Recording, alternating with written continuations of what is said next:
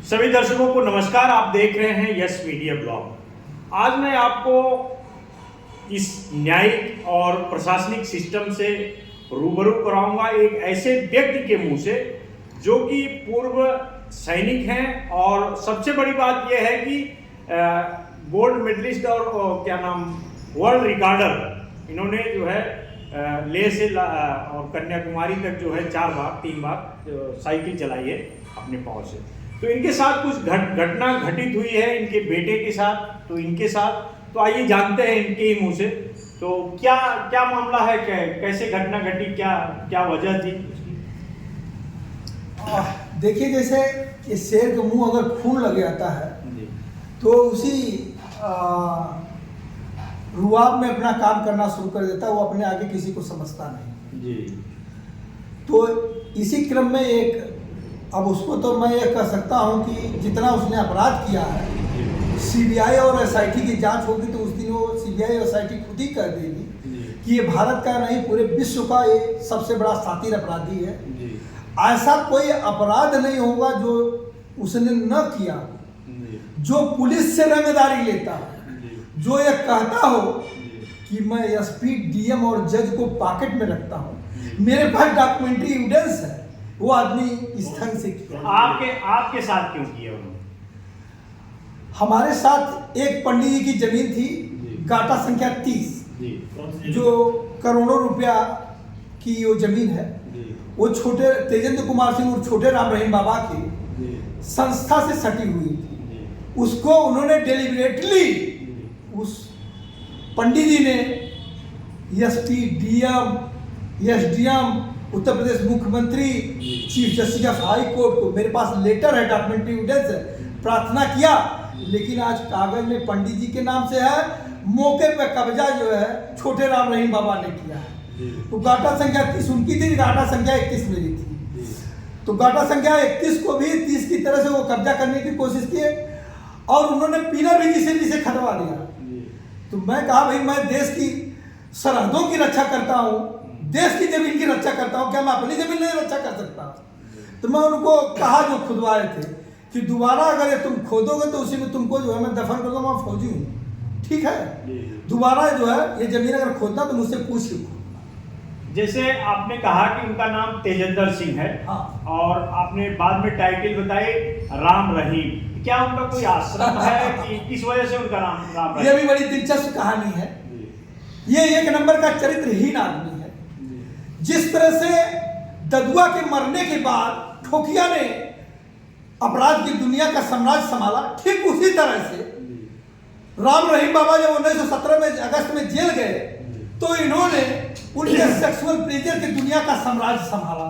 ये देखिए, उनका फोटोग्राफ है कि राम रहीम बाबा को ऑनरेबल सीबीआई जगदीप सिंह ने उनको जो है कानून की ताकत बताई। ठीक उसी तरह से 15 साल अपराध की दुनिया में ऑनरेबल हाई कोर्ट के डायरेक्शन पर सीआरपीसी 216 के तहत honourable judicial magistrate Rakesh Chaurasia ने उनको कानून की ताकत बताया। और पहले बार 15 साल के अपराध की दुनिया में honourable judicial magistrate Rakesh Chaurasia ने सीआरपीसी 216 के तहत छोटे राम रहीम बाबा को अपराधी साबित किया कि तुम 307 का अपराध किए हो। मैं इनके ऑनरेबल राकेश जुडिशियल मजिस्ट्रेट साहब को मैं सलूट करता हूं और पूरी देश की जनता को इनके जजमेंट पे सलूट करना चाहिए, क्योंकि जब बड़े शातिर अपराधियों का जजमेंट किया जाता है तो जज के ऊपर भी उतना प्रेशर रहता है। मैं ऑनरेबल सीजीआई महोदय चंद्रचूड़ साहब से कहूंगा कि इनको जस्टिस पीएन भगवती साहब जैसे अवार्ड से आज सुशोभित करें और पूरी देश की जनता ऐसे जुडिशियल मजिस्ट्रेट को सलूट करना चाहिए। तो इनका जो है छोटे राम रहीम बाबा, इनका नाम क्यों पड़ा, मैं बताता हूं कि ठीक उसी तरह से जब राम रहीम बाबा जेल गए तो सेक्सुअल प्लेजर की दुनिया का सम्राट इन्होंने संभाला। और उसी समय मैंने देश के प्रधानमंत्री, ये देखिए देश के प्रधानमंत्री का ये है लेटर दिया आया है मेरे पास। देश के प्रधानमंत्री को मैंने बताया कि उत्तर प्रदेश के आजमगढ़ जिले में छोटे राम रहीम बाबा का उदय, एक महिला जो है अपने बच्चे का एग्जामिनेशन दिलाने के लिए, उस महिला को उसके बच्चे को एग्जामिनेशन हॉल में बैठाकर उस महिला को ले गए अपने कोप हॉल में, वहां उसके साथ उस जो है अश्लील हरकतें करना शुरू कर दी। उस महिला की इज्जत आबरू बचनी थी, उस समय एसडीएम की गाड़ी आ गई, बाहर से कुंडी बंद करके इस महिला को इन्होंने जो है उस एसडीएम साहब को मिलने चले गए। उस महिला ने जिसके माध्यम से इनके विद्यालय में गई थी वो उस समय के ग्राम प्रधान देवेंद्र प्रताप पांडे थे, जो कि उनको उत्तर प्रदेश के सचिव महोदय ने सम्मानित किया। ये मैं उनके मुखार बिंदुओं से सुना था कि भारतवर्ष के अंदर एक ऐसा है छोटे राम रहीम बाबा जिनके विद्यालय में जो है हर साल आग लगती है, जो है किसी बच्चे के सामने उसकी माँ की इज्जत लूटते हैं, किसी हस्बैंड के सामने उसकी औरत की इज्जत लूटते हैं। तो उस महिला ने उनके पास देवेंद्र प्रताप पांडे के पास फोन किया कि आप किस राक्षस के पास भेज दिए तो मेरी इज्जत आबरू लूट लेगा। कहे मैं इसके लिए मैं आपसे माफी मांगता हूँ, मैं आपको बताना भूल गया कि वो एक नंबर का चरित्रहीन आदमी है। तो उस महिला ने कहा आप माफी बाद में मांगेगा, आप बताइए मैं कैसे अपनी इज्जत आबरू बचाऊं। वो मुझे बंद करके गया, एसडीएम साहब जाएंगे तुरंत मेरी इज्जत आबरू लूट लेगा। तो उस देवेंद्र प्रताप ने बताया कि तुम ऐसे बोलना कि I am suffering from period, और अपना you acting like sick lady, then you leave that lady. तो फिर जैसे एसडीएम साहब बाहर चले गए, तुरंत फिर वो उस महिला के पास आया। तो उस महिला ने छोटे राम रहीम बाबा के सामने she was acting like sick lady and she was told him I am suffering from period, I am not feeling well. Then he was bloody leave that ladies. ये मैं हिंदू धर्म के पवित्र ग्रंथ गीता पे हाथ रख के कह रहा हूं कि उस महिला से मैं मिला हूं। जब मैं इसकी क्रिमिनल हिस्ट्री खंगाला तो मैं उस महिला से मिला और उस महिला ने कहा मुझसे कि भैया मैं वो दिन याद करती हूं तो मेरे कलेजे में आग लग जाती है। तो आप समझ सकते हैं कि उस महिला के साथ क्या गुजरा होगा।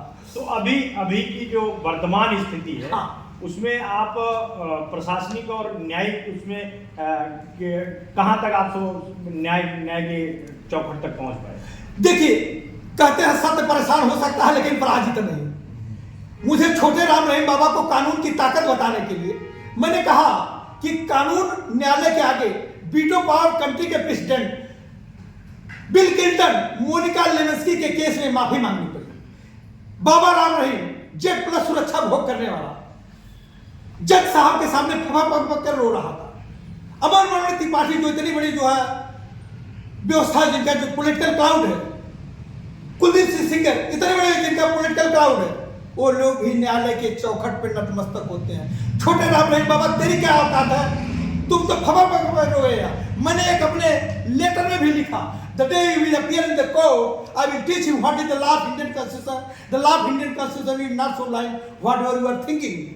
तो हमारे चैनल के माध्यम से आप इस तरह के कुख्यात अपराधियों के बारे में क्या कहना चाहेंगे प्रशासन और न्यायिक व्यवस्था को? देखिए, ये जो है मुझे सफलता मिल चुकी है लोअर कोर्ट से, चूंकि 307 सेशन कोर्ट का मामला है, इसलिए लोअर कोर्ट से मामला जो है सीआरपीसी 323 के तहत ट्रांसफर हुआ सेशन कोर्ट, और सेशन कोर्ट से भी इन्होंने अपील की, इनकी अपील खारिज हो गई है। अब छोटे राम रहीम बाबा हाई कोर्ट गए हैं। ये हाई कोर्ट की पिटीशन है, मेरे पास आई है 115 नंबर के, इसको मुझे बताना है। तो मैं honourable chief justice of high court से प्रार्थना करता हूं कि छोटे राम रहीम बाबा को यह बता दिया जाए कि वो लेट एंड लिटेंट अधिवक्ता क्रिमिनल के पुरोधा भी कर सकते हैं।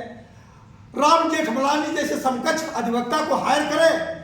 My honourable advocate standing beside me, I will face the substantial evidence and fact because of trial और क्रॉस एग्जामिनेशन हाई कोर्ट में नहीं होता, only substantial evidence and fact. Substantial evidence fact is the backbone of the judgement.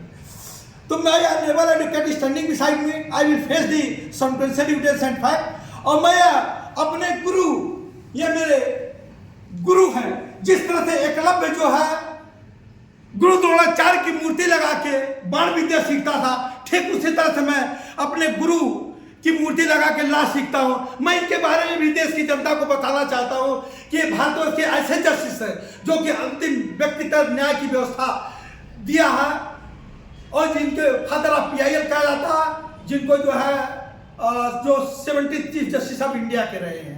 तो मैं इनके अपने गुरु की कसम खा के कहता हूं कि छोटे राम रहीम बाबा ऑनरेबल हाई कोर्ट के रण क्षेत्र में स्वर्गीय राम जेठमलानी जैसे अधिवक्ता को भी हायर करेंगे तो मैं हाई कोर्ट इलाहाबाद के रण क्षेत्र में उनको पूरी तरह चहेटूंगा, उनको भागने की जगह नहीं मिलेगी।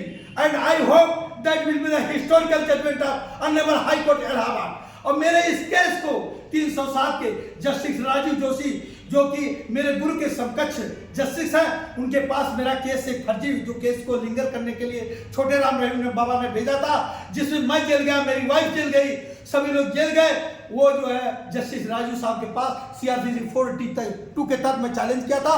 सीआरपीसी 482 के तहत मेरे अधिवक्ता ने जस्टिस राजीव जोशी साहब को दलीलें दी कि सर एक फौजी के बेटे को गोलियां मारी जा रही है, एक फौजी को पूरे ही परिवार को जेल में डाला जा रहा है, और उसमें वही एक्यूज बनाया जा रहा है जो 307 के चश्मदीद गवाह है। जस्टिस राजीव जोशी ने मेरे अधिवक्ता साहब को रोका, उन्होंने कहा पत्रावली का अवलोकन किया और उन्होंने जुडिशियल सिस्टम को फटकार लगाई कि ये पत्रावली अभी क्यों पेंडिंग की गई है। ये तो साफ दिख रहा है कि इसने गोली मारा उससे फौजी के बेटे को, और इसलिए इसको लिंगर करने के लिए, सही घटना से ध्यान भटकाने के लिए ये फर्जी पिटीशन दाखिल किया। तो ये रहे हमारे साथ हरिशंकर यादव जी, जो कि रिटायर्ड इंडियन नेवी से रिटायर हैं, और मैंने पहले भी आपको बताया कि ये Guinness book of world recorder भी हैं साइकिलिंग में। तो आपने सुना, इसके लिए बहुत बहुत धन्यवाद। आपने हमारे चैनल पे समय दिए, इसके लिए आपको बहुत बहुत आभार।